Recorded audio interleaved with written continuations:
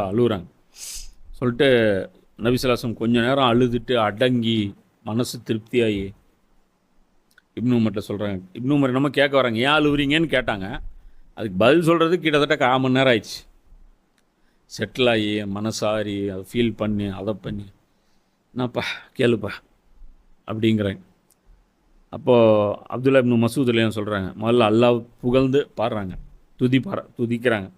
இன்னல் அல்ஹம்துலில்லாஹ் அதெல்லாம் சொல்லிவிட்டு ரசூல்லா மேலே சலவாத்து ஓதிட்டு கலிமாவை சொல்கிறாங்க. நான் அல்லாவை இறைவனாகவும் நபி ஸல்லல்லாஹு அலைஹி வஸல்லம் அவர்களை இறை தூதராகவும் நான் சாட்சி சொல்கிறேங்கிற சொல்லிவிட்டு நாங்கள் அல்லாவை நம் இறைவனாக எடுத்து மகிழ்ச்சி அடைகிறோம்.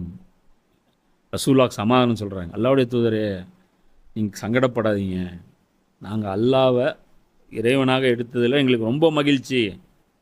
இஸ்லாமை நமது மார்க்கமாக மகிழ்வோடு ஏற்றுக்கொண்டோம். மேலும் நான் அல்லாஹ் மற்றும் அவனது தூதர் அவர்கள் எதில் திருப்தி அடைந்தார்களோ அதில் நானும் திருப்தி அடைகிறேன். உங்கள் வார்த்தைக்கு தான் நாங்கள் மதிப்பு கொடுப்போம், நீங்கள் சொன்ன மாதிரி தான் நாங்கள் நடப்போம். அப்போ சொல்லும்போது நபி ஸல்லல்லாஹு அலைஹி வஸல்லம் அவங்க சொல்கிறாங்க, இப்னு மசூதே, நீர் திருப்தி அடையும் விஷயத்தில் நானும் திருப்தி அடைகிறேன். அப்படின்னா என்ன அர்த்தம்? இந்த மாதிரி மக்கள் நடந்து கொண்டால் நானும் அதை சந்தோஷமாக செலிப்ரேட் பண்ணுவேன் அப்படிங்கிறாங்க. இதை பற்றி நாலேஜ் இல்லை நபிமார்களுக்கு. அதுக்கப்புறம் என்ன நடக்குது, 2025 என்ன லட்சணம் அப்படிங்கிறது எல்லாம் அப்டேட் அவங்களுக்கு கிடைக்காது.